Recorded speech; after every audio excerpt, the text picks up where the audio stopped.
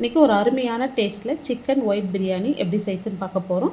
ஒரு mixie jar எடுத்துங்க. அதில் ஒரு 20லேருந்து 25 சின்ன வெங்காயம், காரத்துக்கு 4 பச்சை மிளகாய், இப்போ பட்டை, லவங்கம், ஏலக்காய், சோம்பு, கல்பாசி இதை சேர்த்துட்டு கொஞ்சமாக தண்ணி விட்டு இந்த மாதிரி நைஸாக அரைச்சி எடுத்துங்க.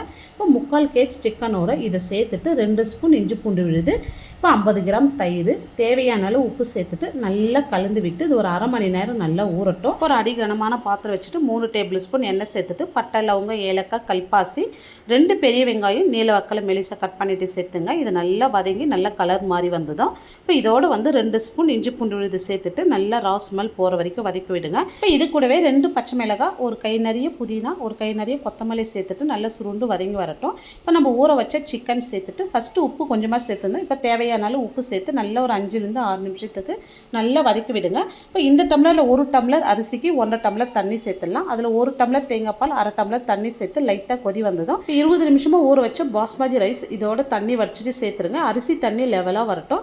இந்த அளவுக்கு வந்ததும் பாதி லெமன் சேர்த்துடலாம். லெமன் சேர்த்துட்டு நல்லா கலந்து விட்ட பிறகு புதினா, கொத்தமல்லி லைட்டாக சேர்த்துட்டு இப்போ வாழை இலை வச்சு தம் போட்டுற போகிறோம். இப்போ கீழே நான் தவா வச்சுருக்கேன். தவா நல்லா சூடேறின பிறகு சிம் பண்ணிவிட்டு 10 நிமிஷத்துக்கு அப்படியே விட்டுருங்க. 10 நிமிஷம் கழித்து ஸ்டவ் ஆஃப் பண்ணிவிட்டு 15 நிமிஷம் பொறுத்து ஓப்பன் பண்ணுங்கள். ஒரு அருமையான டேஸ்ட்டில் சிக்கன் ஒயிட் பிரியாணி சூப்பராக ரெடி பண்ணிட்டோம். இந்த வீடியோ டீட்டெயிலாக அளவுகளோடு ஃபுல் வீடியோ பார்க்கணுன்னா கீழே இருக்கிற ப்ளே பட்டனை கிளிக் பண்ணி பாருங்கள். இந்த வீடியோ பிடிச்சிருந்தால் லைக் பண்ணிட்டு சப்ஸ்கிரைப் பண்ணிவிடுங்க.